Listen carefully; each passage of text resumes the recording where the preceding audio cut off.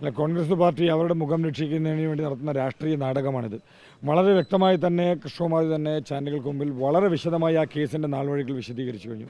2014 ഒരു യുവതി ഉന്നയിച്ച ആരോപണം, അദ്ദേഹത്തിൻ്റെ കുടുംബത്തിലുണ്ടായ സ്വത്ത് തർക്കവുമായി ബന്ധപ്പെട്ടുണ്ടായ ആരോപണങ്ങൾ, അത് 2015 മുതൽ കോടതിയിൽ അതിൻ്റെ വ്യവഹാരങ്ങൾ നടന്നു. 2024 അദ്ദേഹത്തെ കുറ്റവിമുക്തനാക്കിക്കൊണ്ട് കോടതി തന്നെ ഓർഡർ വന്നു കഴിഞ്ഞു. അപ്പോൾ ഇത്തരത്തിൽ പഴയ വീഞ്ഞിനെ തന്നെ മാറി മാറി ഓരോ തെരഞ്ഞെടുപ്പുകൾ വരുന്ന സമയത്ത് പുതിയ കുപ്പിയിൽ ഇറക്കുക എന്നുള്ളത് അവർ ചെയ്തു വന്നിരുന്ന സമീപനമായിരുന്നു.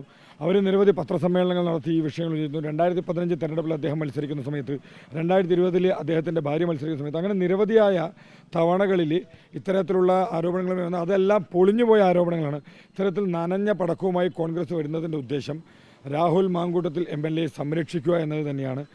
രാഹുൽ മാങ്കൂട്ടത്തിൽ MLA ചെയ്തിട്ടുള്ള കുറ്റകൃത്യങ്ങൾ എന്ന് പറയുന്നത് ഒരിക്കലും കേരളത്തിന് ഉൾക്കൊള്ളാൻ കഴിയാത്ത രീതിയാണ്.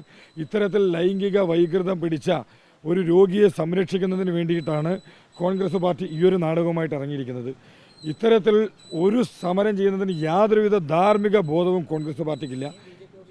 അല്ല, BJP ഓഫീസിലോട്ട് ഇനിയും മാർച്ച് വരികയാണെങ്കിൽ അതിനെ എങ്ങനെ കൈകാര്യം ചെയ്യണം എന്നുള്ള രീതിയിൽ ഞങ്ങൾക്ക് കൃത്യമായ ബോധ്യമുണ്ട്.